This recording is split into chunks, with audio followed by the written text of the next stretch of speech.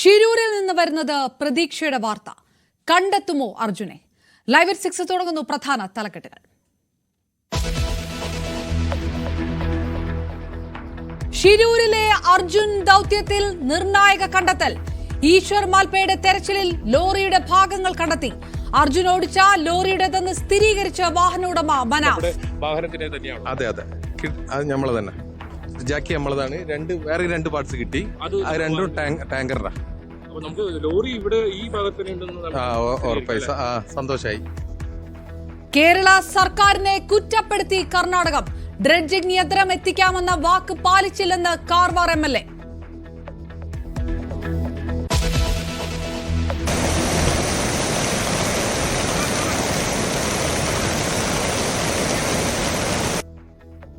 വയനാട്ടിൽ കനത്ത മഴ. തെരച്ചിൽ ഭാഗികമായി നിർത്തി. അവസാന ആളുടെയും ആശങ്ക പരിഹരിക്കും വരെ തെരച്ചിൽ തുടരുമെന്ന് റവന്യൂ മന്ത്രി. വിലങ്ങാടിന് പ്രത്യേക പാക്കേജ് ആവശ്യപ്പെട്ട് പ്രതിപക്ഷം. മുല്ലപ്പെരിയാർ സമരസമിതി വീണ്ടും ജനകീയ പ്രക്ഷോഭത്തിലേക്ക്.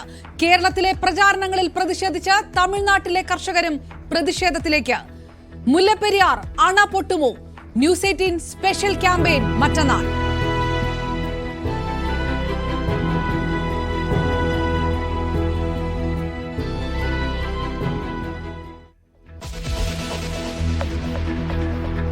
ഹേമ കമ്മിറ്റി റിപ്പോർട്ട് പുറത്തുവിടാമെന്ന് ഹൈക്കോടതി. നിർമ്മാതാവ് നൽകിയ ഹർജി തള്ളി. റിപ്പോർട്ട് പുറത്തുവിടേണ്ടത് സർക്കാരിന്റെ ഉത്തരവാദിത്തമെന്ന് വനിതാ കമ്മീഷൻ. റിപ്പോർട്ട് പുറത്തുവിടുമെന്ന് മന്ത്രി സജി ചെറിയാൻ.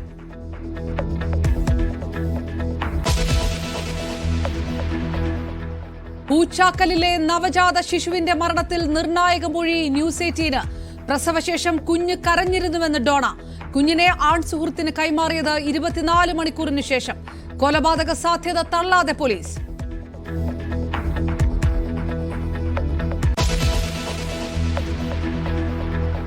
ശ്രീലങ്കയ്ക്ക് മുകളിൽ ചക്രവാത ചുഴി. സംസ്ഥാനത്ത് ഇടിമിന്നലോട് കൂടിയ ശക്തമായ മഴ തുടരും. 5 ദിവസം മഴ മുന്നറിയിപ്പ്.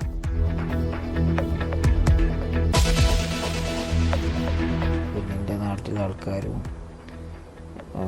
ചുള്ളിക്കാരൻ ആൾക്കാരൊക്കെ വന്നിട്ട് രക്ഷപ്പെടുത്തിയ എനിക്ക് ഓർമ്മയുള്ളൂ. ബാക്കി ഇപ്പോഴും ക്ലിയർ ആയിട്ടില്ല. ചില ഓർമ്മശക്തികളൊക്കെ ഉണ്ട്. കോഴിക്കോട് കൊടിയത്തൂരിൽ സദാചാര ഗുണ്ടായിസം. പാഴൂർ സ്വദേശി ഗുരുതര പരിക്കുകളോടെ ആശുപത്രിയിൽ. അക്രമത്തിന് പിന്നിൽ 4 അംഗ സംഘമെന്ന് മുക്കം പോലീസ്.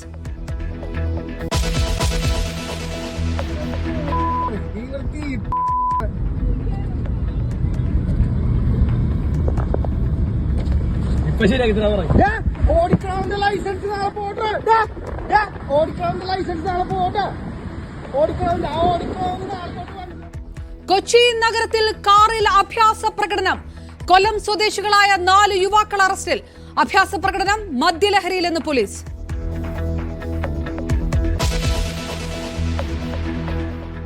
നജീബ് കാന്തപുരത്തിന്റെ ജയം 6 വോട്ടുകൾക്കെന്ന് പുനർനിർണയിച്ച് ഹൈക്കോടതി.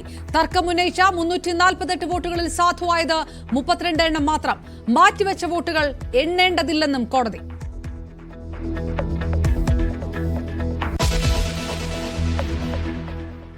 കർണാടകത്തിലെ ഷിരൂരിലെ മണ്ണിടിച്ചിലിൽ കാണാതായ മലയാളി അർജുന്റെ ലോറിയുടെ ജാക്കി ലിവറും ലോറിയുടെ ഭാഗങ്ങളും കണ്ടെത്തി. ഗംഗാവലി പുഴയിൽ മുങ്ങൽ വിദഗ്ധൻ ഈശ്വർ മാൽപ്പെ നടത്തിയ തെരച്ചിലിലാണ് ഇവ കണ്ടെത്തിയത്. ജാക്കി ലിവർ തന്റെ ലോറിയുടേത് തന്നെയാണെന്ന് ലോറി ഉടമ മനാഫ് സ്ഥിരീകരിക്കുകയും ചെയ്തു.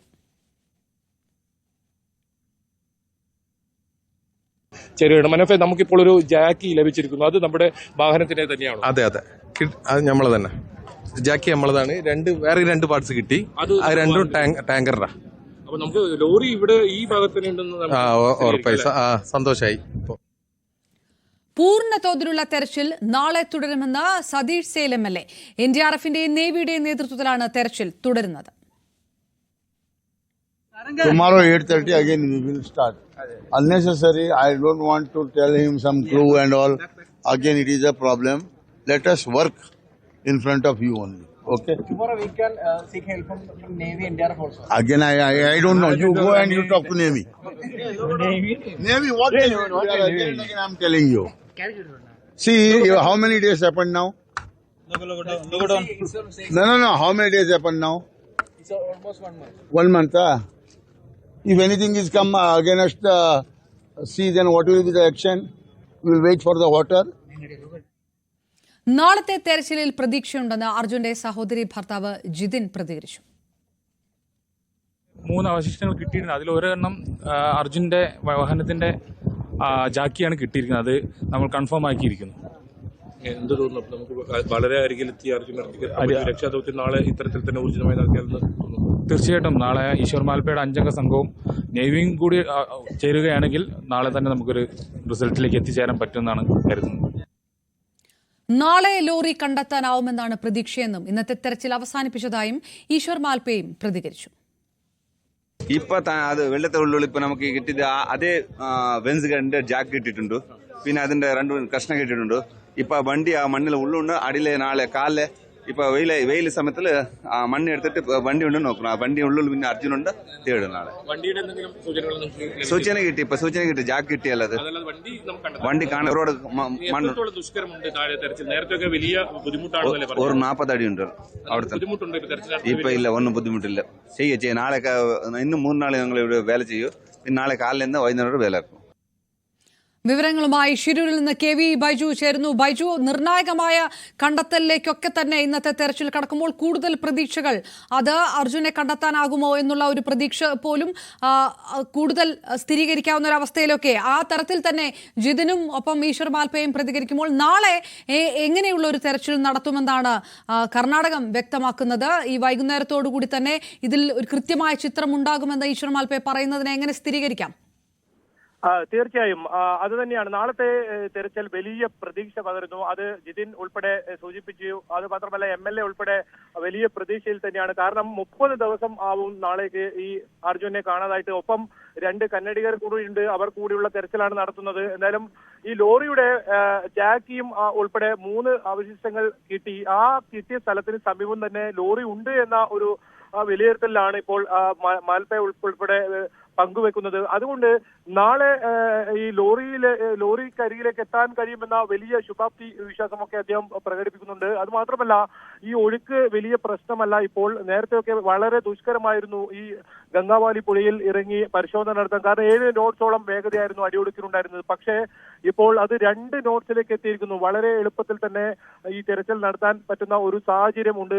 മാത്രമല്ല, ഇന്ന് മാൽപ്പ മാത്രം ഇറങ്ങിയുള്ള ഒരു തെരച്ചിലാണ് ഇത്രയും വസ്തുക്കൾ കണ്ടെത്തിയത്. വെറും അരമണിക്കൂർ മാത്രം നടത്തിയ തെരച്ചിലാണ് ഇത്തരത്തിലുള്ള വസ്തുക്കൾ കണ്ടെത്തിയത്. അങ്ങനെയാണെങ്കിൽ നാളെ 5 ഇത്തരത്തിലുള്ള മുങ്ങൽ വിദഗ്ധന്മാരടങ്ങിയ മാൽപ്പയുടെ സംഘമാണ് തെരച്ചിൽ നടത്തുന്നത്. ഇവരെ സഹായിക്കാനായി പോലീസിന്റെയും NDRFന്റെയും SDRFന്റെയും സംഘങ്ങളൊക്കെ ഉണ്ടാകുമെന്നാണ് കാർവാർ MLA വ്യക്തമാക്കിയത്. അങ്ങനെയാണെങ്കിൽ നാളെ ഊർജിതമായ ഒരു തെരച്ചിൽ ഉണ്ടാകും. ഇന്ന് ഇത്തരത്തിൽ ലോറിയുടെ അവശിഷ്ടങ്ങൾ കണ്ടെത്തിയ സ്ഥിതിക്ക് നാളത്തെ തെരച്ചിൽ വളരെ പ്രാധാന്യമാണ്, വളരെ നിർണായകമാണ് നാളത്തെ തെരച്ചിൽ.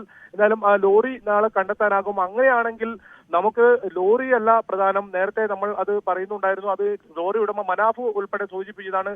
അർജുൻ എവിടെ എന്ന ചോദ്യമാണ്. അത് ഈ ക്യാബിനകത്തുണ്ടാകുമെന്ന വലിയ പ്രതീക്ഷ തുടക്കത്തിൽ മുതൽ തന്നെ പങ്കുവെക്കുന്നുണ്ട്. ആ ക്യാബിനകത്തേക്ക് നാളെ മാൽപ്പയ്ക്ക് എത്തിച്ചേരാൻ പറ്റുമെങ്കിൽ മാൽപ്പയ്ക്ക് കൃത്യമായ ഒരു സ്ഥിരീകരണം അതിന് നൽകാനും സാധിക്കും. അതുകൊണ്ട് തന്നെ നാളത്തെ തെരച്ചിൽ വളരെ നിർണായകം തന്നെയാണ്. ഇന്ന് ഇപ്പോൾ തിരച്ചിൽ അവസാനിപ്പിച്ചിട്ടുണ്ട്. നാളെ രാവിലെ 8 മണിയോടുകൂടി തന്നെ മാൽപ്പയും സംഘവും ഇവിടെ എത്തി ഈ ദൗത്യം തുടങ്ങും എന്നാണ് വ്യക്തമാക്കിയിരിക്കുന്നത്. എന്നാലും പ്രേക്ഷകർക്ക് കൃത്യമായ തത്സമയ ദൃശ്യങ്ങൾ ന്യൂസ് 18 ഇന്നും ഷിരൂരിൽ നിന്നും നൽകാൻ നമുക്ക് സാധിച്ചു. അത് ഓരോ പ്രതീക്ഷയുടെ ഓരോ രക്ഷാദൗത്യമായിരുന്നു ഇന്നുണ്ടായത്. അത്തരത്തിൽ ഓരോ വസ്തുക്കൾ ലഭിക്കുന്ന സാഹചര്യമാണ് ഉണ്ടായത്. വെറും അരമണിക്കൂർ മാത്രം നടത്തിയ പരിശോധനയിലാണ് ഇത്തരത്തിലുള്ള വസ്തുക്കൾ കണ്ടെത്തിയത്. ഏതായാലും AKM അഷ്റഫ് MLA ഉൾപ്പെടെ ഇന്ന് ഇവിടെ എത്തി. രാവിലെ 9 മണിക്ക് തെരച്ചിൽ നടത്തും നേവി എന്നായിരുന്നു നമുക്ക് അറിയിപ്പ് ലഭിച്ചിരുന്നത്. പക്ഷേ അത് ജില്ലാ കളക്ടറുടെ അനുമതി ലഭിക്കാത്തത് കൊണ്ട് അത് നടക്കാതെ പോവുകയായിരുന്നു. വലിയ നിരാശയായിരുന്നു, വലിയ ആശങ്കയായിരുന്നു ആ സമയത്തൊക്കെ. നമുക്ക് ജിതിന്റെയൊക്കെ വാക്കുകളിൽ ആ സമയത്ത് നമുക്ക് പ്രകടമായത്.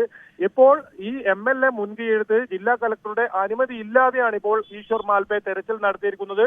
അത് കഴിഞ്ഞ 3 ദിവസം മുമ്പ് തന്നെ ഈ മാൽപ്പ ഇവിടെ എത്തുകയും ഇത്തരത്തിൽ പരിശോധന നടത്താൻ സന്നദ്ധരാവുകയും ചെയ്തെങ്കിലും കലക്ടർ വിലക്കുകയായിരുന്നു. മാത്രമല്ല, കേസെടുക്കും ഈ പുഴയിലിറങ്ങിയാൽ ഇത്തരത്തിൽ തെരച്ചിൽ നടത്തിയാൽ എന്നൊക്കെ പറയുന്ന ഒരു സാഹചര്യം ഉണ്ടായിരുന്നു. ഏതായാലും ജില്ലാ ഭരണകൂടത്തിന്റെ ഒരു സഹായവും ഇല്ലാതെ ഈ MLA മുൻകൈയെടുത്ത് നടത്തുന്ന തെരച്ചിൽ എന്ന് വേണം ഇതിനെ പറയാൻ. നാളെ വളരെ നിർണായകമാണ്. നമ്മൾ നിരന്തരം ദിവസങ്ങളായി ചോദിക്കുന്ന ആ ചോദ്യത്തിന് നാളെ ഉത്തരം കിട്ടുമെന്ന ഒരു വലിയ പ്രതീക്ഷ തന്നെയുണ്ട്. ബൈജു, അപ്പോഴും ബൈജു പറഞ്ഞതുപോലെ തന്നെ ജില്ലാ കളക്ടറുടെ ഭാഗത്തു നിന്നുള്ള അനുമതി തരാത്തത് കൊണ്ട് അർജുന്റെ കുടുംബം അടക്കം അസംതൃപ്തി പ്രകടിപ്പിച്ച ഒരു സംഭവം ഉണ്ടായി. അതിനൊപ്പം മറ്റൊരു വശമാണെങ്കിൽ കർണാടകത്തിലെ കാർവാർ MLA പറയുന്നത് കേരള സർക്കാർ ഈ കാര്യത്തിനകത്ത് ഇനിഷ്യേറ്റീവ് എടുക്കുന്നില്ല, അല്ലെങ്കിൽ ഡ്രഡ്ജിംഗ് യന്ത്രം എത്തിച്ചില്ല എന്നുള്ള രൂക്ഷ വിമർശനമുണ്ട്. അങ്ങനെയുള്ള ചില ആശയക്കുഴപ്പങ്ങൾ കൂടി പരിഹരിച്ചുകൊണ്ട് ഫുൾ ഫ്ലെഡ്ജ് ആയിട്ട് നാളെ തെരച്ചിൽ തുടങ്ങും. അങ്ങനെ കൂടി പ്രതീക്ഷിക്കാമോ ഇപ്പോൾ? തീർച്ചയായും അത് AKM അഷ്റഫ് നേരത്തെ തന്നെ പങ്കുവച്ചിട്ടുണ്ടായിരുന്നു. കാരണം നമുക്ക് പ്രിയപ്പെട്ട അർജുനെ കണ്ടെത്തുകയാണ് ഏറ്റവും പ്രധാനം. അതുകൊണ്ട് തന്നെ ഏതെങ്കിലും തരത്തിൽ ഈ കുറ്റപ്പെടുത്തലിന്റെ ഒരു സമയമല്ല എന്ന് പറയുമ്പോഴും അത് അദ്ദേഹം വളരെ രൂക്ഷമായാണ് ആ കാര്യത്തിൽ അദ്ദേഹം പ്രതികരിച്ചത്. കേരളം എന്ത് ചെയ്തു എന്ന വളരെ പ്രധാനപ്പെട്ട ഒരു ചോദ്യം അദ്ദേഹം ചോദിച്ചു. നമുക്കറിയാം, മുഖ്യമന്ത്രി ഉൾപ്പെടെ അർജുന്റെ വീട്ടിലെത്തുകയും അവർക്ക് അത്തരത്തിൽ ആശ്വാസം പകരുന്ന കാഴ്ചയുമൊക്കെ കണ്ടു. അപ്പോഴും ഉദ്യോഗസ്ഥ തലത്തിൽ എന്ത് സംഭവിച്ചു? ഈ മണ്ണൂത്തിയിൽ നിന്നുള്ള യന്ത്രം, മണ്ണുമാന്തി യന്ത്രം, അത് പുളിയിൽ ഇത്തരത്തിൽ കയറ്റിവെച്ച് മാന്താൻ സഹായിക്കുന്ന ഒരു യന്ത്രമായിരുന്നു. അത് 24 മണിക്കൂറിനകം ഇവിടെ എത്തിക്കുമെന്നായിരുന്നു അന്ന് ഈ തെരച്ചിൽ നിർത്തുന്ന ആ ഘട്ടത്തിൽ വ്യക്തമാക്കിയിരുന്നത്. പക്ഷേ ഇതുവരെ അത് എത്തിച്ചിട്ടില്ല. അതിന് വാടക നൽകാമെന്ന് വരെ അദ്ദേഹം പറയുന്ന ഒരു സാഹചര്യം ഉണ്ടായി. എന്തായാലും അത് വലിയ വിവാദമാക്കേണ്ടതില്ല എന്നാണ് AKM അഷ്റഫ് MLA പറഞ്ഞത്. കാരണം നമുക്ക് വളരെ പ്രധാനപ്പെട്ടത് അർജുനെ കണ്ടെത്തുക എന്നതാണ്. ഏതെങ്കിലും തരത്തിൽ ഒരു തർക്കം ഉണ്ടാക്കുക അല്ലെങ്കിൽ ഒരു വിവാദം ഉണ്ടാക്കുക അല്ല ഇപ്പോൾ ലക്ഷ്യമിടുന്നത്. അതുകൊണ്ട് തന്നെ ആ വിഷയത്തിൽ ഏതായാലും ചർച്ചകൾ പിന്നീട് ഉയരുമെങ്കിലും നമ്മളിപ്പോഴും ഈ രക്ഷാ ദൗത്യ സംഘങ്ങൾ ഇപ്പോഴും ഉള്ള സൗകര്യം ഉപയോഗിച്ച് പ്രധാനപ്പെട്ട മാൽപ്പയുടെ ആ സേവനം ഉപയോഗിച്ച് രക്ഷാദൗത്യം പുരോഗമിക്കുക, അർജുനെ കണ്ടെത്തുക എന്ന് തന്നെയാണ്. ഇനി വൈകിയാൽ ഒരു പക്ഷേ കാലാവസ്ഥ മോശമാകാനുള്ള ഒരു സാധ്യതയൊക്കെയുണ്ട്. ഏത് സമയത്താണ് ഈ പ്രദേശത്ത് മഴ വരുന്നതെന്ന് പറയാൻ പറ്റില്ല. അത്രത്തോളം വലിയ, നേരത്തെയൊക്കെ നമ്മൾ കണ്ടതാണ് വലിയ പ്രതികൂലമായ കാലാവസ്ഥയിൽ നടന്ന തെരച്ചിലൊക്കെ. പക്ഷെ ഇപ്പോൾ അനുകൂലമായൊരു കാലാവസ്ഥ വന്നിട്ടും അത് തെരച്ചിൽ നടക്കാതെ പോകുന്ന ഒരു വലിയ സങ്കട വാർത്തയായിരുന്നു ഇവിടെ നിന്നുണ്ടായിരുന്നത്. പക്ഷെ അതെല്ലാം മാറിയിരിക്കുന്നു. ഇനി തിരച്ചിൽ ഊർജിതമായി നടക്കുമെന്നതിന്റെ സൂചനകൾ തന്നെയാണ് ഇപ്പോൾ ഇന്ന് നടത്തിയ ഈ തെരച്ചിലും അതിൽ നിന്നും ലഭിച്ച ആ വസ്തുക്കളുമൊക്കെ. എന്തായാലും ആ വിവാദങ്ങൾ ഒരുപക്ഷെ നാളെ ചർച്ചയായേക്കാം. പക്ഷേ നമ്മൾ ഇപ്പോൾ ആ ചർച്ചയിലേക്കല്ല കടക്കേണ്ടതെന്ന് AKM അഷ്റഫ് സൂചിപ്പിച്ചത് വളരെ ശരിയാണ്. നമുക്കിപ്പോൾ ഈ പ്രിയപ്പെട്ട അർജുൻ എവിടെയെന്ന ആ ചോദ്യത്തിന് ഉത്തരം കണ്ടെത്തേണ്ടതുണ്ട്. അതിന് എല്ലാവരും ഒരുമിച്ച്, ഇനി കേരള സർക്കാരിന്റെ ഭാഗത്തുനിന്നാണെങ്കിൽ നാളെ ആയാലും ഒരുമിച്ച് നിന്ന് ഇത്തരത്തിൽ പ്രവർത്തനം നടത്തേണ്ട ഒരു ഘട്ടമാണ്. കാരണം അത്രത്തോളം ദിവസമായി അവരുടെ ബന്ധുക്കൾ, അമ്മയൊക്കെ ഈ ചോദ്യം ചോദിക്കാൻ തുടങ്ങിയിട്ട്. ജിതിൻ ഉൾപ്പെടെ നമ്മൾ തുടക്കം മുതലേ ഈ ദുരന്ത ഭൂമിയിലുള്ളവരാണ്.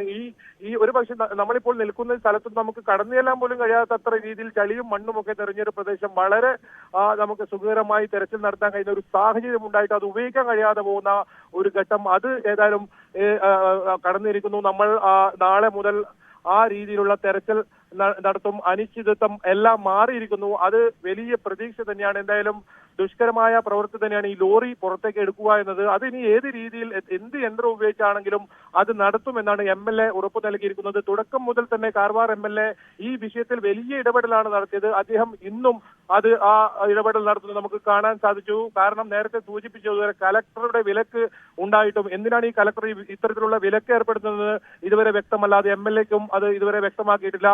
ആ വിലക്ക് മറികടന്നുകൊണ്ട് ജില്ലാ ഭരണകൂടത്തിന്റെ ഏതെങ്കിലും തരത്തിൽ സഹായമില്ലാതെയായിരുന്നു ഇന്ന് ഈ ഉദ്യമത്തിന് മാൽപ്പയെ രംഗത്തിറക്കിയത്. നാളെ ജില്ലാ ഭരണകൂടം ഉണ്ടാകുമോ?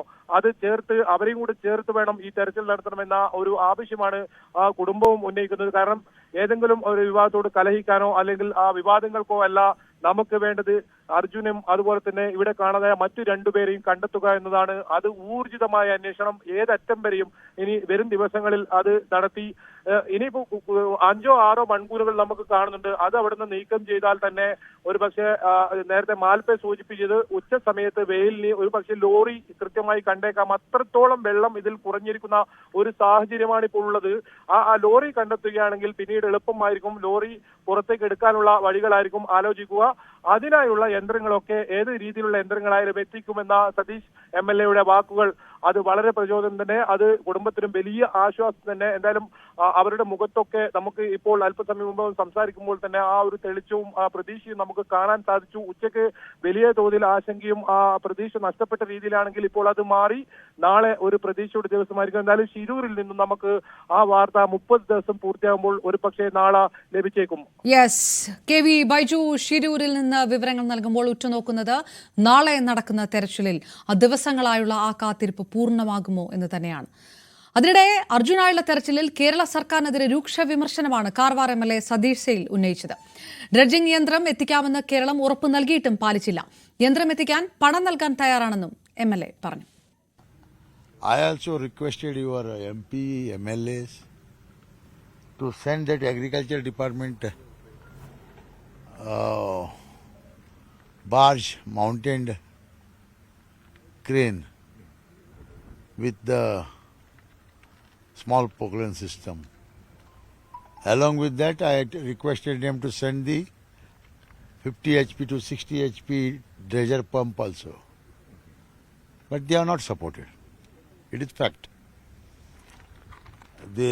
Whenever I have called, they told we are writing to our government. I asked our DC madam also that they said we are not received. മറ്റു വാർത്തകൾ കാണാം ഇടവേളയ്ക്ക് ശേഷം. അതിജീവനത്തിലേക്ക് വയനാട്.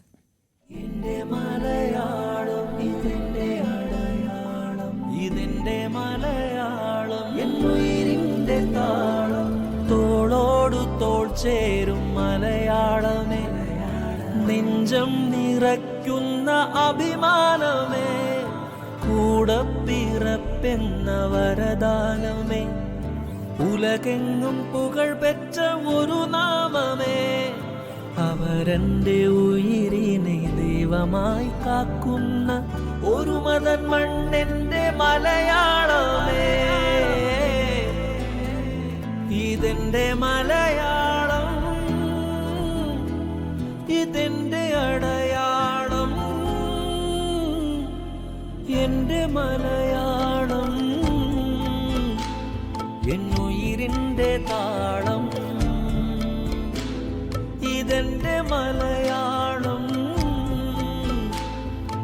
എന്റെ അടയാളം, എന്നുയിരിന്റെ താളം, ഇതെന്റെ മലയാളം, താങ്ങായി മാറും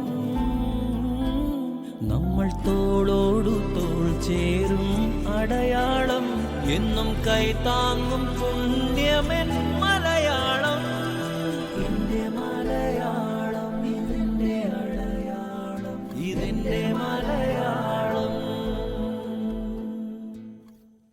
വയനാട് ഉരുൾപൊട്ടലിൽ കാണാതായവർക്ക് വേണ്ടിയുള്ള തെരച്ചിലിൽ ഇന്ന് ചാലിയാറിൽ നിന്ന് 4 ശരീരഭാഗങ്ങൾ കണ്ടെത്തി. മുണ്ടേരി കുമ്പളപ്പാറയിൽ നിന്നും തലപ്പാലിയിൽ നിന്നുമാണ് 4 ശരീരഭാഗങ്ങളും കണ്ടെത്തിയത്. പോലീസ്, വനം, ഫയർ, NDRF സേനകൾക്കൊപ്പം വിവിധ സന്നദ്ധ സംഘടനകൾ കൂടി പങ്കെടുത്ത സംയുക്ത തെരച്ചിലാണ് നടന്നത്. അതേസമയം വയനാട്ടിൽ കനത്ത മഴയാണ് പെയ്തത്. കണ്ണാടിപ്പുഴയിൽ കുത്തൊഴുക്കിൽപ്പെട്ട പശുവിനെ ഫയർഫോഴ്സ് രക്ഷിച്ചു. ഉരുൾപൊട്ടൽ ദുരന്തത്തിൽ കാണാതായവർക്ക് വേണ്ടി ചാലിയാർ പുഴയിലെ മുണ്ടേരി ഫാം മുതൽ പരപ്പൻപാറ വരെയുള്ള ഭാഗത്തായിരുന്നു പ്രധാനമായി ഇന്ന് തെരച്ചിൽ നടന്നത്. സ്പെഷ്യൽ ഓപ്പറേഷൻസ് ഗ്രൂപ്പും NDRFും പോലീസ് ഉദ്യോഗസ്ഥരുമെല്ലാം തെരച്ചിലിന്റെ ഭാഗമാവുകയും ചെയ്തിരുന്നു. അതിനിടയിൽ ദുരന്തമുണ്ടായ മുണ്ടക്കൈ, ചുരൽമല മേഖലകളിൽ NDRFും അഗ്നിശമന സേനാംഗങ്ങളും ചേർന്ന് രാവിലെ മുതൽ തെരച്ചിൽ നടത്തുന്നുണ്ടായിരുന്നു. അതിനിടയിലാണ് ഉച്ചയ്ക്ക് ശേഷം അതിശക്തമായ മഴ ഈ മേഖലകളിൽ എല്ലാം പെയ്തത്. മലയോര മേഖലകൾ മുഴുവൻ അതിശക്തമായ മഴയാണ് വൈകുന്നേരത്തോടെ പെയ്തത്. അതുകൊണ്ട് തന്നെ ഭാഗികമായി, അതായത് ഈ മലഞ്ചെരിവുകൾ, അതോടൊപ്പം ഒറ്റപ്പെട്ട പ്രദേശങ്ങൾ, ഇവിടെയൊക്കെ നടത്തി വന്നിരുന്ന തെരച്ചിൽ ഭാഗികമായി ഈ മഴ ശക്തമായതിനെ തുടർന്ന് നിർത്തിവെക്കുകയായിരുന്നു. സ്വാഭാവികമായി വരും ദിവസങ്ങളിലും മഴ വയനാട്ടിൽ ശക്തമാകുമെന്നാണ് സൂചന. അങ്ങനെയാണെങ്കിൽ ഇപ്പോൾ നടക്കുന്ന തെരച്ചിൽ ഇനിയങ്ങോട്ട് മുമ്പോട്ട് നടത്തുക ദുഷ്കരമായ ഒരു ദൌത്യമായി മാറും. പക്ഷേ തെരച്ചിൽ അവസാനിപ്പിക്കുകയില്ല, അത് കൃത്യമായി തുടരുമെന്ന് തന്നെയാണ് ജില്ലാ ഭരണകൂടവും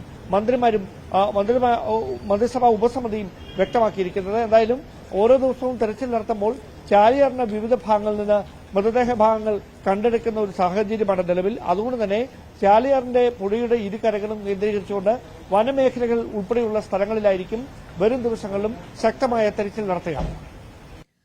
ദുരന്തബാധിത മേഖല വാസയോഗ്യമാണോ എന്നതിൽ വിദഗ്ധ സംഘം നൽകുന്ന റിപ്പോർട്ട് അനുസരിച്ച് തുടർ നടപടിയെന്ന് മന്ത്രി എ കെ ശശീന്ദ്രൻ ന്യൂസ് 8-നുണ്ട്. കഴിഞ്ഞ ദിവസം ബംഗളൂരുവിൽ ചേർന്ന പശ്ചിമഘട്ടം കടന്നുപോകുന്ന സംസ്ഥാനങ്ങളുടെ യോഗത്തിൽ വയനാട് ദുരന്തം ചർച്ചയായതായും മന്ത്രി പറഞ്ഞു. വിദഗ്ധ സംഘം നൽകുന്ന റിപ്പോർട്ടിന് പ്രാധാന്യം നൽകിക്കൊണ്ടുള്ള നടപടികളാണ് ഗവൺമെന്റ് സ്വീകരിക്കുക. കാരണം അവരുടെ ഉപദേശം വളരെ വിലപ്പെട്ടതാണ്. നമ്മളാരും ശാസ്ത്രീയമായി ഇത് പഠിച്ചവരല്ല. നമുക്കൊരു സാധാരണ മനുഷ്യന്റെ സാമാന്യ അറിവേ ഉള്ളൂ. അപ്പോൾ ആ അറിവ് വെച്ചല്ല ഫൈനൽ തീരുമാനമെടുക്കുക. ഫൈനൽ തീരുമാനമെടുക്കുന്നത് ഈ വിദഗ്ധ സംഘത്തിന്റെ, അത് വെലങ്ങാടായാലും വയനാട്ടിലായാലും നിലമ്പൂരായാലും അന്തിമ റിപ്പോർട്ട് നൽകേണ്ടത് ഇത്തരത്തിലുള്ള വിദഗ്ധ സംഘമാണ്. അപ്പോൾ അവർ കോമ്പിറ്റന്റ് ആയിട്ടുള്ള ആളുകളാണ്. അവർ നൽകുന്ന റിപ്പോർട്ട് പഠിച്ചതിന് ശേഷം മാത്രമേ, അല്ലെങ്കിൽ അതിന്റെ അടിസ്ഥാനത്തിൽ മാത്രമേ ജില്ലാ ഭരണകൂടമായാലും സംസ്ഥാന ഗവൺമെന്റായാലും നടപടികൾ സ്വീകരിക്കൂ. ചൂരൽമലയിൽ നിന്നുള്ളവരെ ആദ്യം വാടക വീടുകളിലേക്ക് മാറ്റാൻ ശ്രമിക്കുമെന്ന് മന്ത്രി കെ രാജൻ. ഓഗസ്റ്റ് 20 മുൻപ് വാടക വീടുകൾ തയ്യാറാക്കും.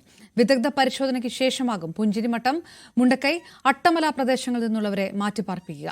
ബാങ്ക് അക്കൌണ്ട് ഇല്ലാത്തവർക്ക് അക്കൌണ്ട് ഉണ്ടാക്കി നൽകും. ബാങ്കിലൂടെയാണ് സഹായധനം നൽകുകയെന്നും കെ രാജൻ പറഞ്ഞു. താൽക്കാലികമായിട്ട് ലഭ്യമാകുന്ന റെന്റഡ് ഹൌസ്, സൌജന്യമായി ലഭ്യമാകുന്ന വീടുകൾ, അതോടൊപ്പം തന്നെ സർക്കാർ ക്വാർട്ടേഴ്സുകൾ, അതെല്ലാം അതിന്റെ എല്ലാം മെയിന്റനൻസ് നടന്നു വരികയാണ്. ആ മെയിന്റനൻസ് നടക്കാത്തത് ഫ്രഷായി ഉപയോഗിക്കാൻ വേണ്ടി തയ്യാറാവുകയാണ്.